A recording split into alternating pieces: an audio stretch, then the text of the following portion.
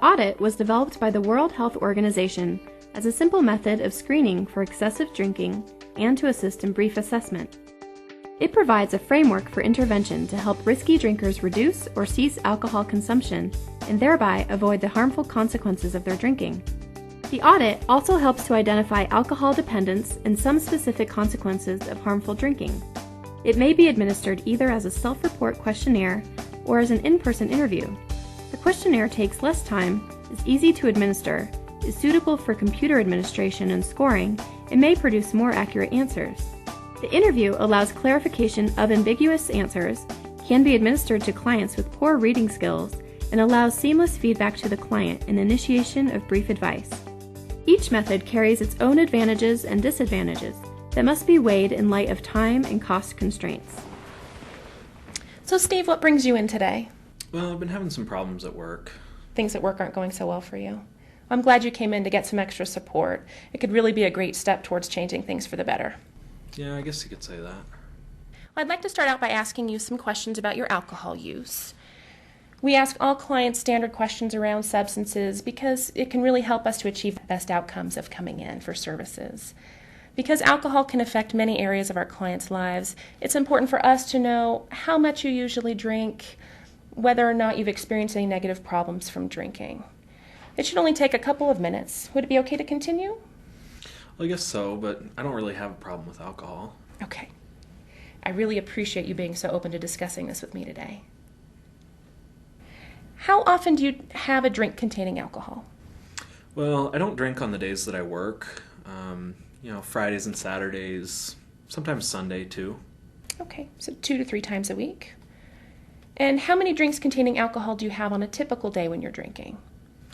Not that much. I'll have maybe 4 beers and then a couple of shots, so I don't know, maybe a total of 6.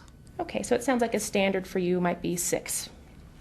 And how often do you have 4 or more drinks on one occasion? Based on what you've told me so far, it sounds like this is weekly for you. Is that right? Yeah, I think weekly's fair. Okay. How often during the last year have you found that you were not able to stop drinking once you started? Never. I can always stop when I want to. Like I said, I don't have a drinking problem. Okay. It sounds like you can decide how much to drink and stick with it. I have just a few more questions for you. Thank you so much for sharing this information with me. How often during the last year have you failed to do what was normally expected of you because of drinking? Well, I called in sick to work one time because I was so hungover. I guess you could consider that failing to do what was expected of me. Okay. Drinking interfered with your work responsibilities that one time, though it sounds like it's not a regular occurrence for you. How often during the last year have you needed an alcoholic drink in the morning to get yourself going after a heavy drinking session? Never. I'm not an alcoholic. Okay, never. Next question is, how often during the last year have you had a feeling of guilt or regret after drinking? Well, I felt pretty guilty that time that I called in sick. That's just not like me. Okay. Sounds like being on top of your work responsibilities is important to you. And how often during the last year have you been unable to remember what happened the night before because you had been drinking? Oh, never. I don't black out. Okay, you don't experience blackouts when you drink. Have you or someone else been injured as a result of your drinking? No, never anything crazy like that. I keep it under control when I drink. So keeping your drinking under control is important to you. You don't want it to affect your life negatively. Yeah, that's right. Okay. One last question for you.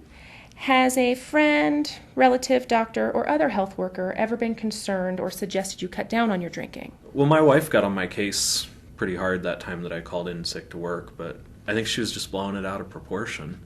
I know when it's time to be serious and work and when it's time to let loose and have some fun.